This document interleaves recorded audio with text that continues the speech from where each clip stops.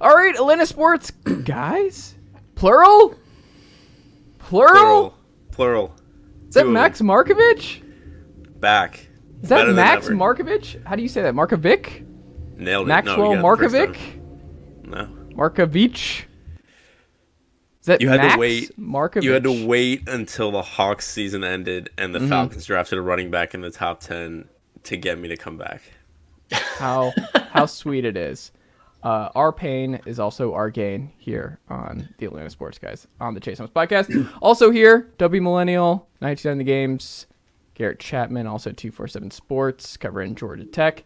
Oh, yeah. On their march to 3 or 4 wins next year. And there you go. And we also have Joe Milton stuff. Max came back at the right time with Joe Milton, number 1, 2024 NFL draft. So he gets to watch that happen in real time. That should be fun. So I was talking to a friend the other day about the very faint possibility that Joe Milton and Tennessee play against Michigan in the playoffs, and just the internet combusting, the world ceasing to exist, all that good stuff. That'd be the hell of an Outback Bowl, man. Let me tell you. Wow. That's the back-to-back Big Ten champions you're talking about. I know, it's true. It's true. Well, fellas, you mentioned at the top here, there was an NFL draft that happened last night, and there was the Atlanta Hawks that happened last night. There was Tennessee baseball walking off Mississippi State. Once again, the Cardiac Vols and their march back to Omaha in full gear here. But we don't have to get in that portion of the hour here. But we have to start with Bijan Robinson, who ended up going number 8 to the Atlanta Falcons in round 1. It seemed like that was going to be what was going to happen. Like, we all felt in our heart of hearts, like Max, God bless him, was just like Christian Gonzalez, man. That's he was there for him, and he really wanted Christian Gonzalez. He wanted a corner. He wanted an edge guy. It just never felt right. And it just, once it came out that, and what we know about Terry Fontenot to this point, early in the draft, the man loves BPA. He's going BPA early in the draft, and that is what he's going to do in round 1 over and over again, because it's not like he does that later on. Like, he'll take his swings on the Troy Andersons of the world, the project guys that he likes later on. But round 1, he's like, I'm going BPA. And if that means another offensive skill player that we just add to this already loaded running back room, that's what we're doing. And I want to get your immediate thoughts here. So you're back, Max. You go first here. Will Bijan turn out to be the right pick at number 8? That's a loaded question. I think a great vibes pick. The value, I feel like running back value has been talked about ad nauseum. I do think it's actually a pretty similar feeling to how I felt last year after Drake London, where in a vacuum, does it make sense? Can you afford that luxury right now? In a vacuum with just round 1, I think that's where it gets dicey. But what happened last year is, okay, they take Drake London, but the draft's not over. They took Arnold Ebiketie. They took Troy Anderson. They took D'Angelo Malone. And then they took Tyler Algier, Desmond Ridder. And you build out a class, and then it's like, okay, it makes a lot more sense to take the impact receiver up there at 8 when you can, best player available, and then supplement that with your needs. And I think we're going to see something similar here. And so, I mean, just as like a fan who's excited to watch this offense, like Bijan Robinson's awesome. If they fail to address edge at all, if they fail to address, I mean, the thing is, like, there aren't that many immediate needs. What I want them to be doing is to be stacking young talent on the defense to sort of supplement the veterans they brought in, as they've sort of done the last 2 classes. And I think they're going to do that. If they don't do that, then we can look back and say, should they have taken a Christian Gonzalez? Should they have taken Van Ness? Should they have rolled the dice on Jalen Carter? That's a whole other can of worms. But just from like an excitement standpoint, it's pretty awesome. I mean, I've been watching highlights the last 24 hours, and he's sick at football, and I think that's an important factor. I mean, like, best running back all time in Ohio, where he's from? Like, Wes shared some crazy just athletic stuff that he's reeling in, these crazy catches, and the dude's a supreme athlete. And just, we know with this scheme, and like, we know I think Garrett, right? Like the best way to look at it, I think if you're the most optimistic Falcons fan, is you're like, the dude's going to be awesome. Like there's just no path for Arthur Smith in this offense based on what we saw Tyler Algier do last year, that like a super talented do-it-all back is going to put up bonkers numbers for the next couple of years. And it's going to make Desmond Ridder, a guy that you are invested in clearly, being the starter this year. It's going to make his life significantly easier, right? Yeah, and I think so initially my first reaction to the pick was, I mean, I was disappointed at first. I mean, just because I saw Jalen Carter on the board. Obviously, you guys know my feelings on Jalen Carter, the best defender in the draft to me. But look, I think I came to terms with it, and I knew that I was going to rationalize this. Max, I know you mentioned that in the group text a little, maybe later in the day yesterday, but I don't view him as a running back anymore. He's just an offensive weapon. It's the same way that I rationalized Kyle Pitts or Drake London. I mean, like Cordero Patterson, he's that kind of guy. It's a guy who can do pretty much anything you need him to do on offense, and he's going to come in. He can catch the ball in space. He can run the football. He's pretty effective in pass pro, but for a rookie, I don't really expect him to be that necessarily right off the bat. But he's a guy who's going to come in and immediately start. And he could put up 1,500 yards and 16 touchdowns. He's your Adrian Peterson. He's your Ezekiel Elliott. He's your Saquon Barkley. I mean, he's going to come in and he's got a positionless scheme with Arthur Smith, a very creative head coach, offensive coordinator who can put his guys in good position. And I think he's, a fantastic weapon. And really, I think all it comes down to is it's kind of a Tua Tagovailoa situation down in Miami. All right, you've got all the weapons you could possibly need. I'd like to see them add another wide receiver, of course, on day 2. Just because Matt Collins is not really a legitimate number 2. He's a fine blocker, but he's not really a high-end number 2 wide receiver. But and you lost Zacchaeus, so clearly there's and Zacchaeus has got a lot of snaps. So like they're going to draft a wide receiver today. But the thing is, they're putting him in a position where it's like, hey, we're not going to ask you to do a whole lot. You're not going to have to create. It's not like Justin Fields or Mac Jones in New England, where you really don't know what you have with those guys at this point because they don't really have the weapons, or they don't have the coordinator or whatever. You've got the coach, you've got the weapons. Let's see what he can do. And if he's not the guy, then at the end of it all, we're going to know that, hey, we're going to be in the sweepstakes next year for Caleb Williams or whoever the big blue chip prospect is at quarterback. But Bijan Robinson, he's going to be a stud. I mean, offensively, he's incredible. But to your question that you asked, Max, I think it all comes down to the opportunity cost when we're looking back at this draft. Because he's going to be a stud, barring some ridiculous injury, which, I mean, heaven forbid, but he's going to be a stud. Like if he's not really a scheme dependent running back. He's not like Tyler Algier, who, I mean, he came into a very friendly system that likes that kind of running back. Bijan Robinson can be that guy in pretty much any offense. So he's going to be great. It's just how good are those other guys going to be, and we won't know for another few years. And I think the context is important. Like, if Will Anderson had been on the board there at 8, if Devin Witherspoon had been on the board there at 8, even if Tyree Wilson had been on the board there at 8, like, and I know, Chase, you have your gripes with Tyree Wilson, that's sort of separate, but this draft was not very good in terms of, like, top-tier blue-chip talent. And so I understand it a whole lot more than sort of reaching for a need in a Lucas Van Ness, you know? Like, take the best player here. And I think, so I listened to Arthur Smith's and Terry Fontenot's press conference this morning, and there was a lot that was in there. And I think, say what you want about the guys they've taken and the roster they built, they have a philosophy, and offensively especially, and they are sticking to that philosophy. A lot of coaches talk about positionlessness and that, like, the Falcons are doing it. They are going to run formations with Bijan Robinson, Tyler Algier, maybe Cordero Patterson on the field all together. They're going to run a ton of 2 tight end stuff. They're going to split Kyle Pitts out wide. They're going to put him in line. They're going to put him in the slot. Like, you can put all of these guys anywhere, and so I think even if Desmond Ridder's not very good, this offense is going to be good. I do think the success of the team hinges on him, but they're doing everything they can to make him successful. And so I also think one thing that Arthur Smith said that I thought was pretty important, like, just because the offense looked a certain way last year with Marcus Mariota and the pieces they had, does not mean it's going to look that way next year. I saw a lot of people on Twitter talking about, oh, they don't really involve the running back in the passing game. It's like, no, they didn't do that last year because of the situation, because of the running backs they had. Like, he adapts to his personnel. And so, like, they're going to put Bijan Robinson in have every opportunity to succeed. They're going to do the same for Kyle Pitts, who I think is going to have a monster year. And I sort of have no hesitation about, like, this is going to be a really good offense. I think I'd feel a certain way more if they had sort of, like, passed on a blue chip stud, not named Jalen Carter, to take Bijan. But, I mean, it's pretty hard to argue that he wasn't the best player sitting there on the clock.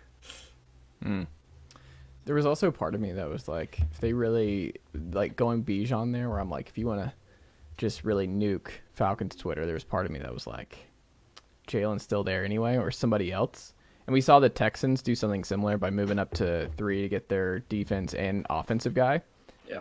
If Terry Fontenot wanted to be a stone cold GM killer, like, you see what the value is for Kyle Pitts around the league early in the first round. You just see what other teams around who are like, yeah, we're thinking about Dalton Kincaid here, or we're thinking about this guy, and you're like, Kyle Pitts is already a couple years older, been in the league, higher upside than every one of these tight ends right here.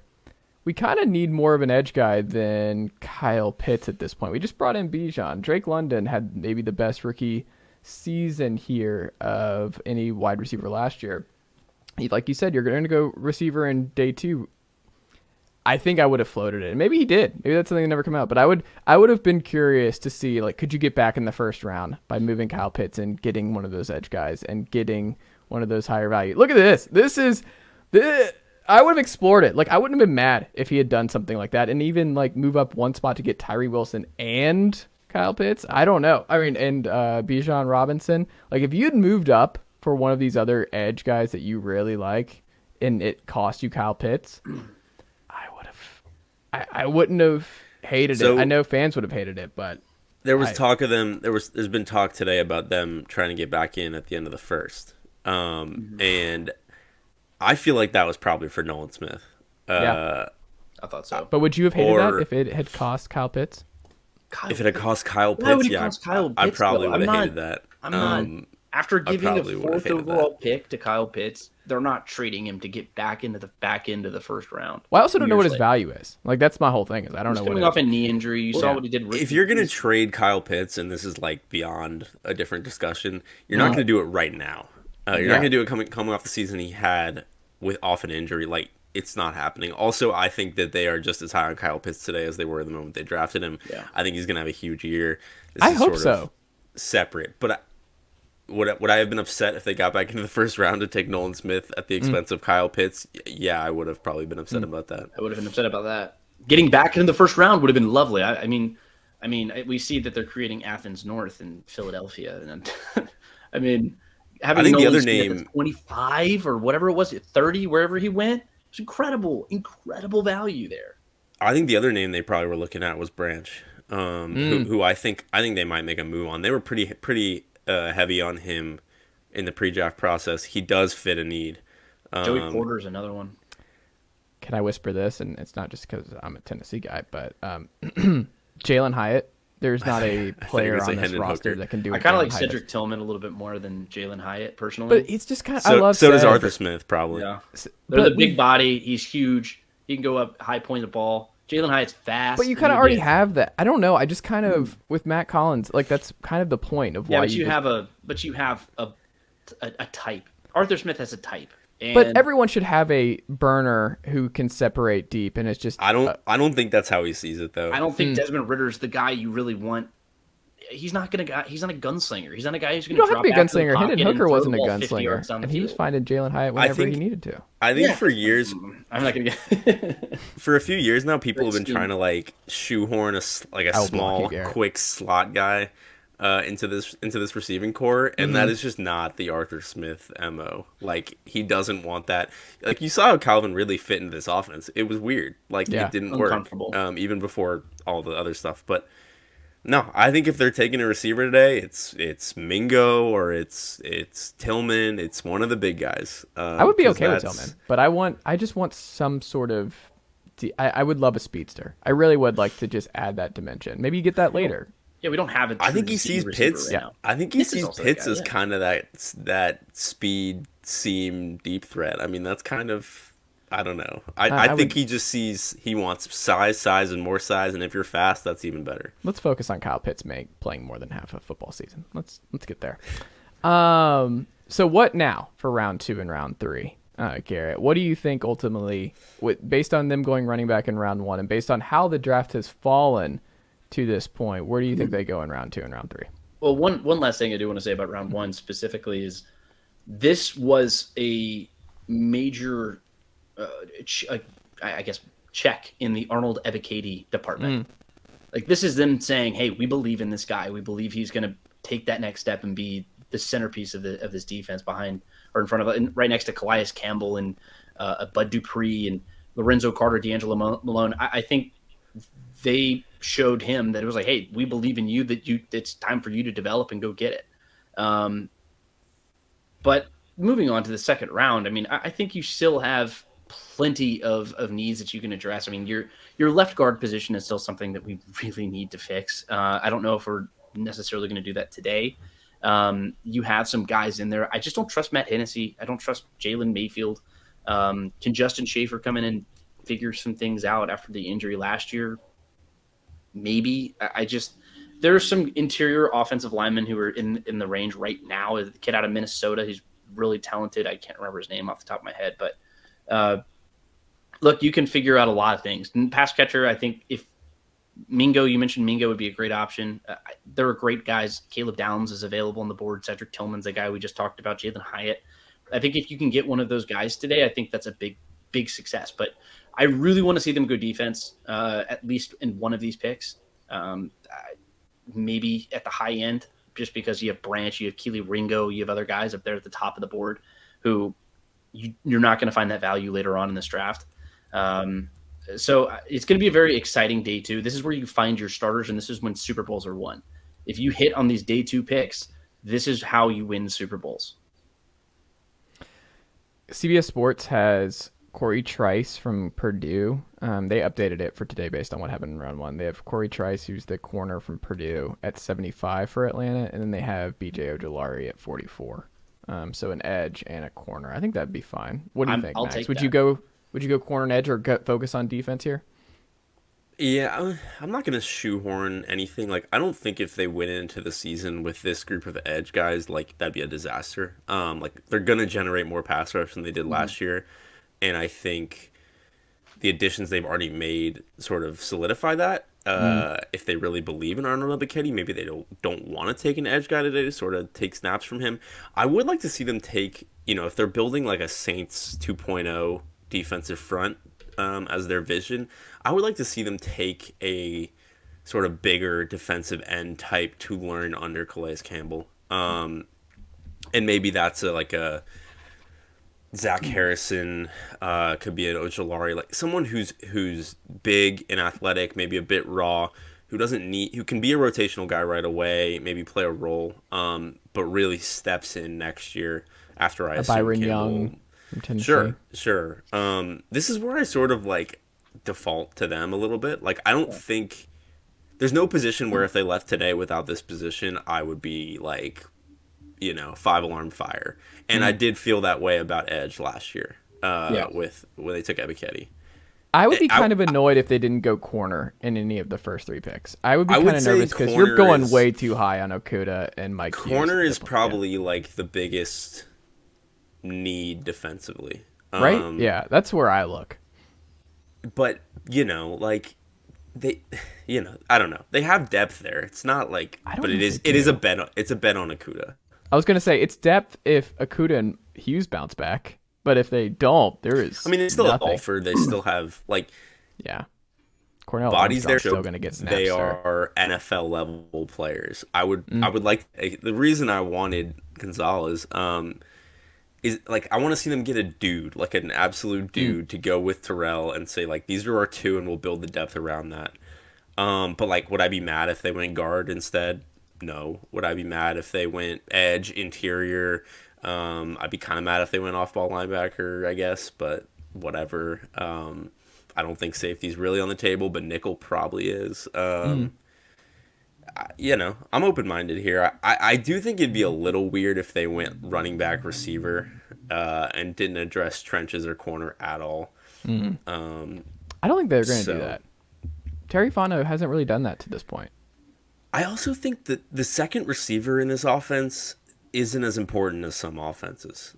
Just with the way they use tight ends and running backs and Cordero Patterson, whatever you want to call him, I just think like I call him they want to BFL. make sure they have a dude out there who can block and is competent, but I don't think they're like, in dire need for a second receiver. Think about those Tennessee offenses with AJ Brown.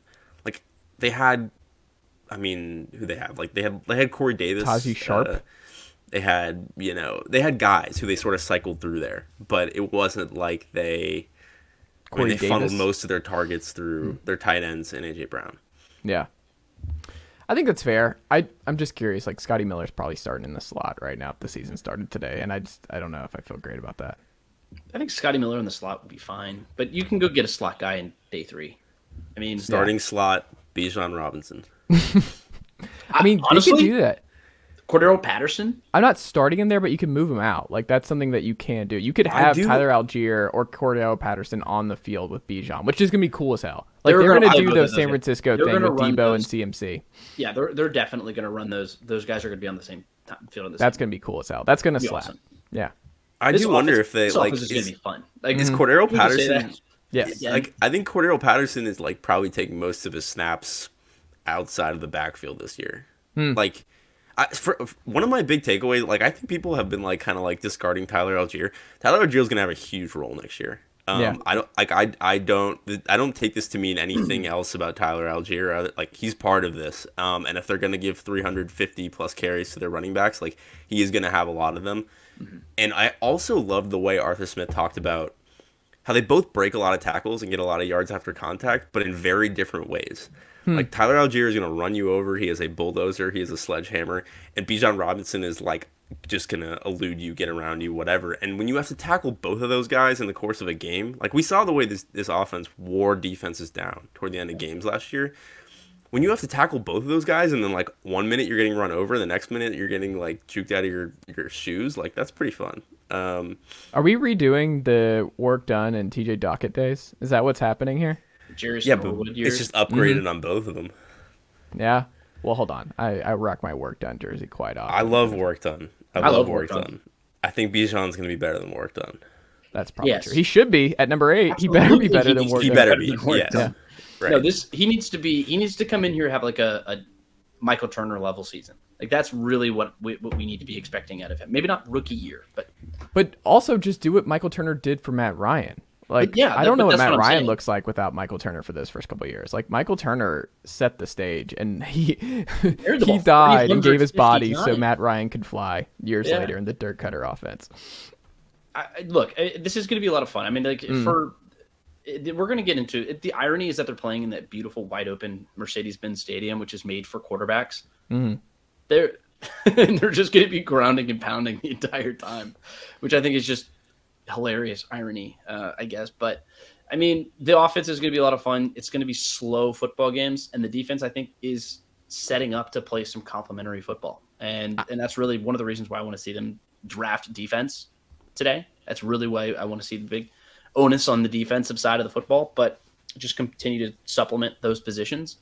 But this is going to be a good football team. And I think if Desmond Ridder can be an above average quarterback, we're looking at an NFC South title, excuse me. They should be the favorite right now.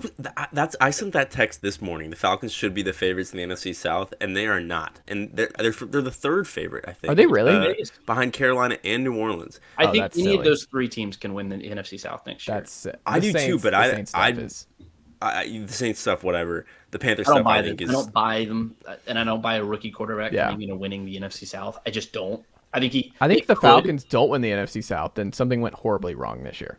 Well, I think we know when it went horribly wrong. This year. Desmond Yeah, Ridder Desmond would have to sucked. go Yeah. really bad. Yeah, right. That's the whole thing. It's all on him. Like, Yeah. and not in a way that it's like all the pressure's on him, but it's like if he's competent, I think this team can be a very, very good football team. If he's not, all right, next offseason, the entire thing is like, where do we find our quarterback? And that gets messy because I don't see an Arthur Smith-led team bottoming out. especially with this roster. Well, It's not Dez, I think it's also we said the possible same if Dez, thing. yeah. We also have to be careful because we did say the same thing about like the Indianapolis Colts a few 2 years ago, and then they've been quarterback hunting ever since.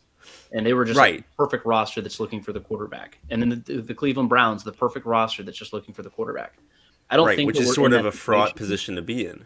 Yeah, I don't think we're in But that the Colts situation. never had that though. Like I don't. Colts were really good. Well, no, what I'm saying is they never went the Dez route early. They kept cycling the Rivers and guys like that. They started with the vets. And that's the biggest difference, I think. Yeah, and I think like we've seen now there is a veteran market. Like this is getting ahead of ourselves, but if Ritter is clearly not the guy, they don't have to be picking 1, 2, or 3 to like have an answer at quarterback that allows them to compete. Like there will be veteran options, and so I think I don't want to see this team bottoming out for Caleb Williams next year. I want to see them try to win the division this year and then figure out the quarterback thing as it goes along. I'm going to lose my shit if they bottom out. If this year, after the last 2 years of just the most boring, lifeless brand of football, it's not happening. I don't see it happening. This team's going to be good. But I also think you signed Taylor Heineke as the failsafe. Do you know who is just a gamer for like if Dez goes awry and like keeps this thing humming and they still somehow win the division? It's because Taylor Heineke finds his way onto the field and the dude just pulls 6 games out of his ass to win the NFC South. Like, I don't see a path. Like, I think they are going the Taylor Heineke insurance signing this offseason. They gave him pretty penny. I think it's money.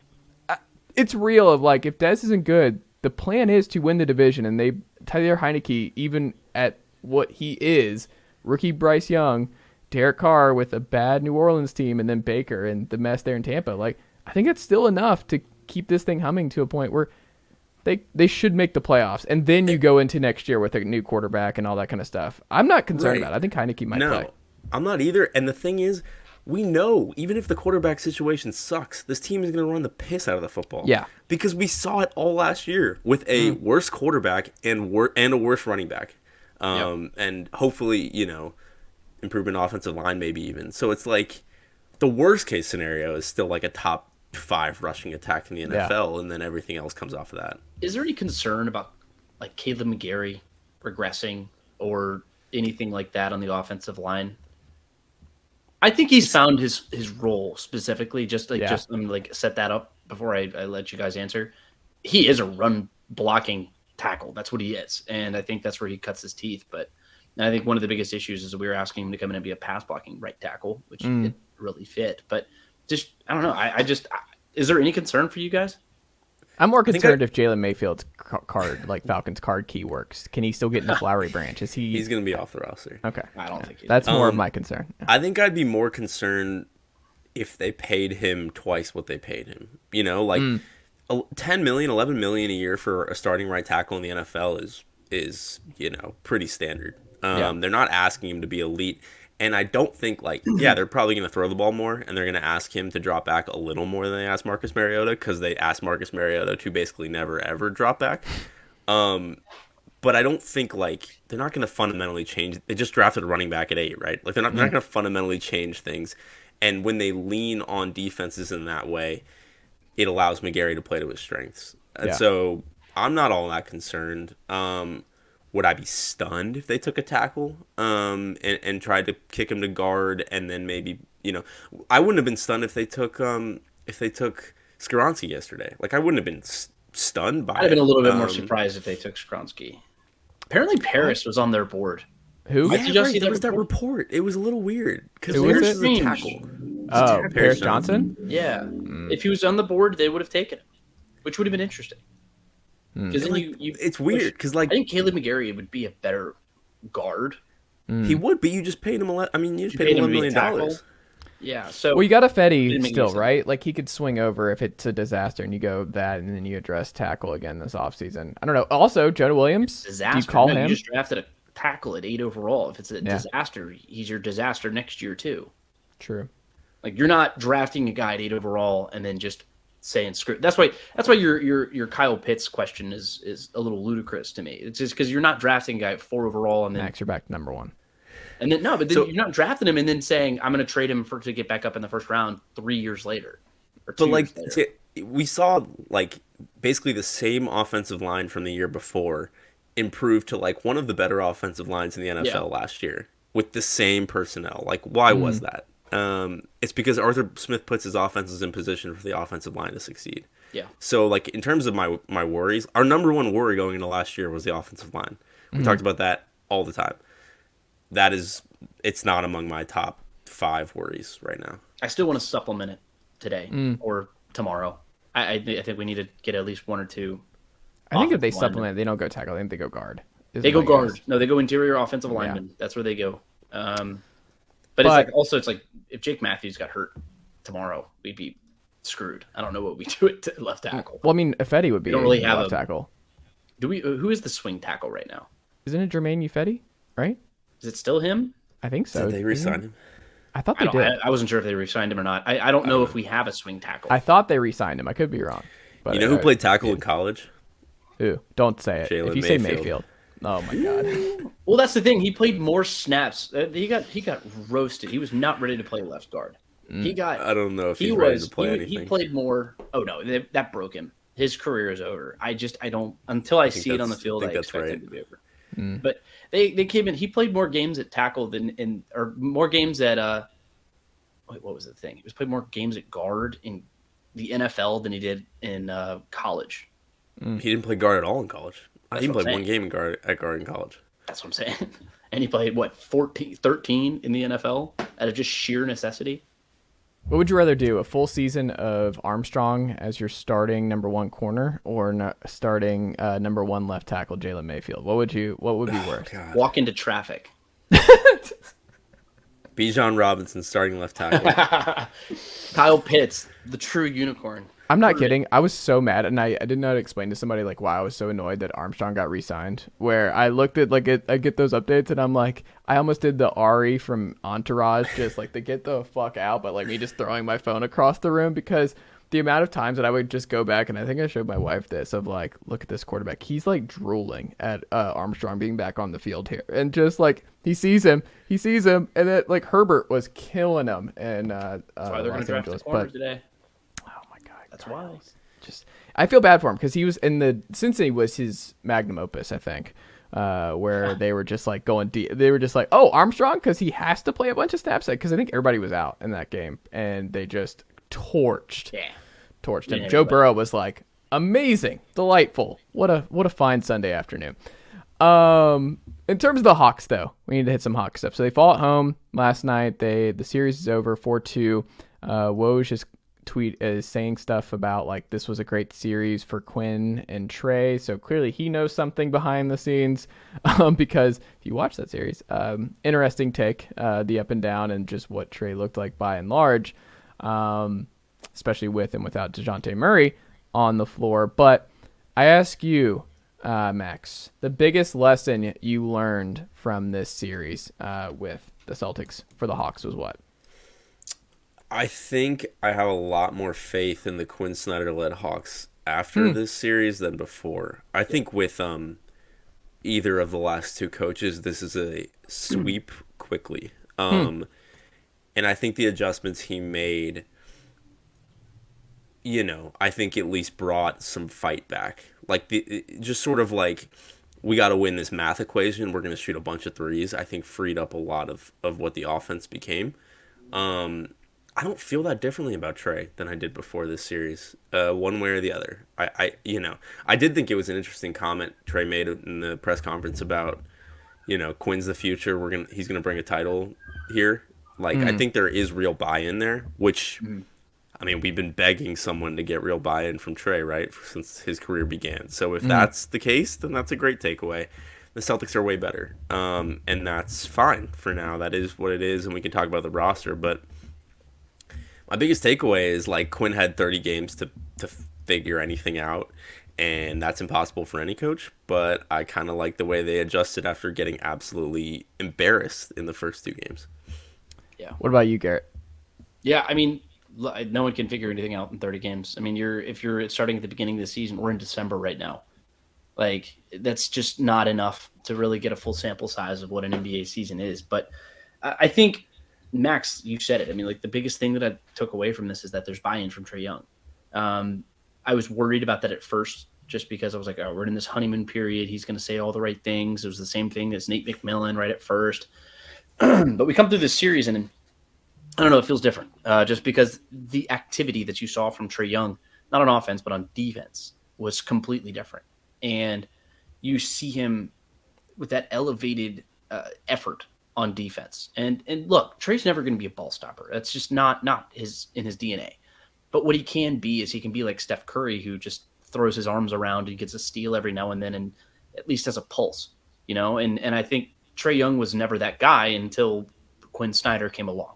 And I think the comments that Max mentioned, I think I see the buy-in from Trae Young. He's saying the right things, and I see those things. And then you have Rayford Young, who's like his dad, coming out and making those comments too.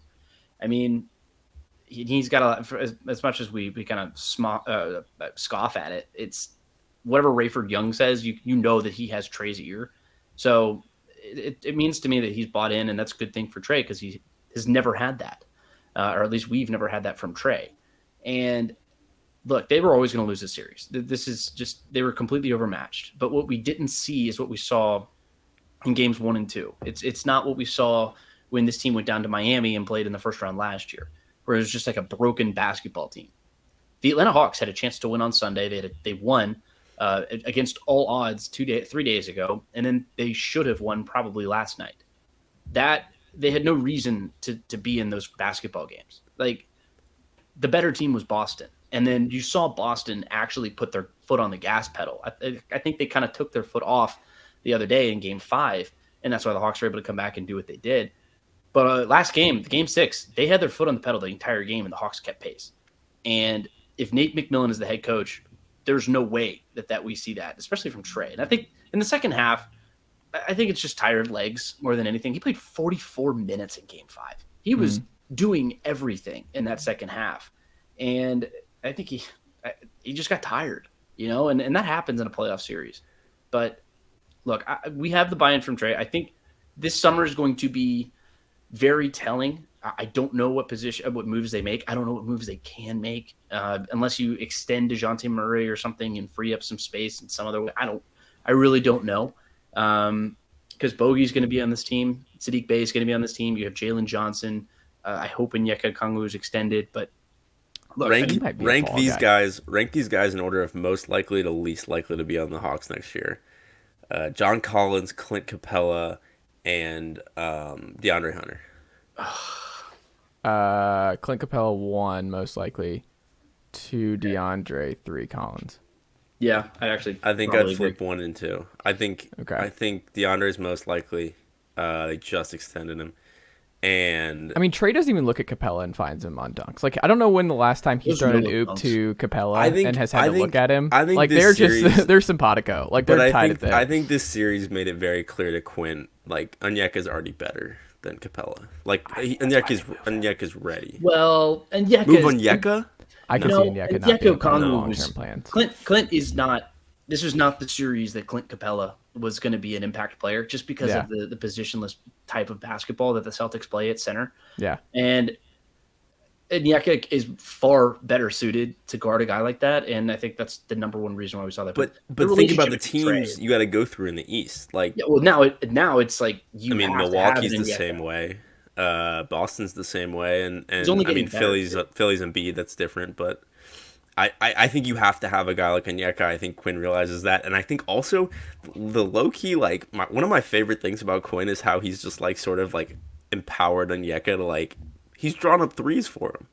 Drawn up threes for him in the playoffs. Like, I think there's something there about, like, we've been dying for someone to get the most out of Onyeka in his career, and, like, I think they've not squandered that so far, but, like, haven't made the most of what he could be. I think Quinn is going to make the most of what he can be.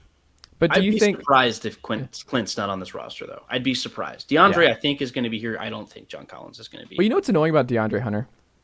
Outside of everything, about DeAndre Hunter? He throws the ball out of bounds. Here's the thing. When he drives, I don't understand. He is so good at it. He can out-muscle dudes bigger than him. He finds a way into the lane, and it looks pretty. Like, the shot looks good. He started off really hot last night, and he's doing that, and you see it. Where I'm like, this man should average 8 to 10 free throws a game. There is no excuse. He's really good at it. this is what he should do. That is how you turn this Hawks, like, that changes the ceiling for the Hawks if he becomes that kind of player. Like, he doesn't have to be Jaylen Brown, but come on, man. Like, this is, you see it because he's good at it. And that's what's so annoying about DeAndre is that he has that skill set and he could be someone who just attacks so much more than he does. And maybe part of it is he's just lulled to sleep by the Trae 40-footers in transition, that he's just like, oh, I don't know when the next time I'm going to be able to drive inside is going to be. But, like, he's good at it, and I hope the offseason is spent with Quinn being like, look, man, you're really talented. Here are the flashes of what you can do. You just have to believe that you can draw these fouls and that you can get inside when you want to, because he can. Like, he's really good in those driving possessions, and obviously he's a good long defender. I don't know. And then when it comes to, like, Saddiq, who y'all know how I feel about Saddiq Bey, he's the long-term answer at the 4. And I think you have to have a tough conversation with John, who still love John Collins, and the team loves him. I mean, he's the number one culture guy here. And you saw, like, that reverse layup that he just found a way to sneak in there in the first quarter last night. And the team is all on their feet. Like, he's like the only unanimous, like, beloved player on this team year in, year out. So I'm nervous about moving on from him and what the culture looks like in the locker room. But I don't think you can start him anymore. I just think you see in these playoff series, you just can't have Capella and John anymore. Like, that just, John's not someone you can have out there. And I think Saddiq just does so much more, especially if you get a full offseason of him developing some pick and pop chemistry with Trae and DeJounte. I think you just have to go into the offseason like Saddiq's our long-term 4, and, like, we just have to have 4. We have to have shooting there. We just have to. I'm already bummed. I'm at the bummed stage of John Collins. This sucks that we have we have to move on, and that's kind of like what it is. Someone has to move on, and he's the number 1 pick, right? Someone has to move on from this group. Yeah. I think he's most likely to go, and I think it's not that close. But I know you don't like Jalen Johnson. And I know he was a bit erratic in this series. I think Jalen Johnson is the long-term answer at the 4. If we're talking long-term. Garrett, you're back at number 1. He's shown some things this season that I think you just can't get from anywhere else. Was it the 28% from 3? No, it wasn't the 28% from 3. It was the rebounds. It was the energy plays. Look at what it was the pushing the ball. Look at what he did. Look at what he did with Quinn. Let's not look at what he did with Nate McMillan and most of the time when he didn't play and wasn't allowed to do anything and didn't have the ball in his hands at any point whatsoever. No, look at what he did in the final 30 games with Quinn Snyder and see what he's going to do with a full offseason of a competent head coach, a creative head coach. He shot 28% from the corner 3 this year. 28%. All right. 28% from the corner 3. Playoffs. When you have a guy like when you have perimeter defense like with Trae Young, where like your on ball defense. Your point of attack defense is so bad. Like, you need a backline defense of guys who are athletic and can, help and grab rebounds and push the fast break and get open shots. And, like, he does all these things that you don't get from anyone else on the team. Like, I get it. And I love Saddiq Bey too. And I think the two of them are going to be a really useful tandem next year. If you say that Jalen is the 12 minutes a guy off the bench for Saddiq. No. Then I'm okay with it. He's playing 20 minutes next year. No, absolutely not. Then I'm out. Like, no. I'm not doing it. Saddiq, literally, Saddiq's numbers, I was looking at, it's better than I thought. So we shot 40% from 3 this postseason. 40%. So that was great. Made his shots. He was killer in Atlanta. Yes. The games in Atlanta, he was awesome. 7-game sample. He had the highest plus minus of anyone on the team, plus 8.2. But he was also egregiously bad in games 1 and 2 in Boston. I will ride and die for Saddiq. The offensive rating was 124 with Saddiq I'm all aboard on the 100 Saddiq possessions. train. Look, we're all aboard the Saddiq train. Saddiq's the starter. It's a non-starter for me. Where I'm like, everyone's out. If Saddiq is not starting night 1, we had a huge problem. What is the single biggest reason that the Hawks aren't ready to compete with Boston, a team like Boston? They give up wide open threes because their point of attack defense is terrible. Yeah. Like, they give up wide open layups and they give up wide open threes. I love Saddiq. He's not a very good defender at the point of attack. Awful. So you're back on Trae for LaMelo? No, dear God, no. Dear God, that fixes nothing. I'm gonna ruin. No, I'm saying Saddiq has a role. A guy like Jalen has a role, and I'm excited to see what they both do with Quinn Snyder. Yeah, but you got buy-in from Trae. I want to see what they do with DeJounte Murray though. Can I whisper though? I would still trade Trae this offseason. I would still explore. I would still see what the market is. It ain't Because if you happening. trade John No, Collins, he's like, not getting traded this year. He that might get traded DeJounte next year. stuff Next summer, was so summer dumb. 2024. the DeJounte getting in the refs' face and all that kind of stuff, and then getting suspended in an important moment. Trae, with some of the stuff he has done to this point where it's like you're putting the leadership council in Trae and DeJounte's hands for the next two. I mean, all right, great. Quinn's the leader.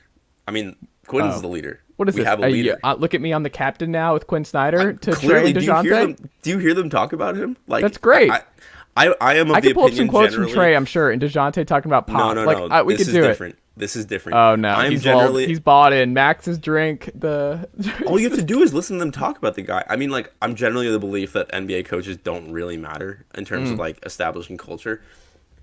The way that these, like, maybe it's because they're mostly young. The way they talk about him is different from the way that like most people talk about their coaches. I haven't heard coaches be talked about like these guys are talked about. Like the way that these guys talk about Quinn Snyder. I don't know. I feel like it's just. He's a great coach. He's small sample I think size. the fourth It might coach just for be a Trae in honeymoon 7 years period. will be the one. I think coach 4, maybe 5. That's He's the one also who the really best. gets- Right. If it doesn't work in 2024, like if this year, 2023, 2024 season, and we still have a lot of these same issues, I don't think the Trae is going to be here in 2025. It'd be a summer move, but Would it you would do be Trae for next Drew summer. Holiday? In a second, yeah. Yeah. Why wouldn't you? Yeah, I would do that in a second. I wonder if Like, Milwaukee, because they got to shake something up. Trey for Holiday. Yeah, No. Yeah, I would do that. I would do Really? that. No questions asked. I would do it. I love Drew Holiday. I think he's Actually, you that put team would Drew be Holiday with a DeJounte Murray. dog. The defense, oh my god, that would be I'd fun. pretend I'm up top. That's such a good. That's an identity I can get behind. And Milwaukee needs to shake things up. They need more stuff in their half court because their half court stuff is a disaster. You put Chris Middleton and Trae in the half court with Giannis, I think that'd be fun. I'd explore it. I don't. Need more I mean, shooting, though. it's not happening, but whatever. Look at me. Need more I'm just shooting. going to piss off so many Hawks fans with this. I do feel vindicated from my tweet from like 5 years ago that Derek White was going to be a better pro than Trae Young. Hawks fans were dunking Derek on me. White is not a for better years. pro than Trae Young. than Trae. I heard the Bill Simmons podcast, whatever, where he's like, who would you rather have, Derek White or Trae Young? Derek White was sitting on the bench in the fourth quarter yesterday. Like, Hey, Derek White's great. Yeah. Derek White's a great White was basketball also player. sitting on the bench in Game 5. I mean, like, look, these Trae Young is not sitting on the bench. Trae Young played 44 Stop minutes and it. dropped Miss me with 38. that. It's over. No, it's not even a Plus they're not even the same- 10.7 per 100 possessions for Boston this year. Derek White's a good. It's a lot easier to play the secondary guard in Boston than it is to like be a 40% usage guy. He's where shooting you- not even a 46%. second. He's not- like, Also, look, he's shooting playing 46% from 3 this play. Yeah, catch Yeah, and he gets shoot. wide open freaking threes. Catch and shoot guy. Al I think Horford I is could that guy, shoot too. 37% from 3 on the Celtics. Wow. I don't know. I think it's case closed. Case closed here. Trey for Chase Derek Thomas, White, who the says no. anti-context podcast. No Trey context for- allowed. Oh man, this is good. I miss doing these. I miss the Atlanta sports guys. This is fun. And Garrett's gonna go take a walk after this because Oh, I'm good. Oh. I'm gonna go. I'm going. We got a date night tonight. Me and There the you lady. go. Oh, Where you going? Going to the whatchamacallit? What's that place called? The rotating building. Sundial. No, not Sundial. The one across the street. It's at the Hyatt. It's the Never other been one. there. Is she I don't gonna be Panorama. pissed when? Is she gonna be pissed when you leave the dinner in agony that we took Roshan Johnson in the second round? Are you allowed to have your phone He's out? like, they don't have TVs there, and I'm like, I got a phone. We're Yeah. all good. We're all good. I got my Keon White article ready to push. He'd be a fun He'd be addition. a fun Falcon. I think he'd be a good Falcon, by the way. He's super high upside, a dude who can learn under Calais Campbell. He's a little I'm older. just always He's nervous about 24, dudes who refuse to run. Who's like, I'd rather you not know how slow I am. Come Drake here. London but refused dude's to a run. freak. Oh, Dude's a did he? freak Did athlete. Drake London? Drake London Take was hurt. revisited. There you go. He was Toss that hurt. I take think he out. was Back hurt. in on I think he Keon was- White. Yeah, I no, think he it had a- was like a hurt or didn't want to run a 4.6. he got hurt. Like his halfway through his last year at USC. Yeah.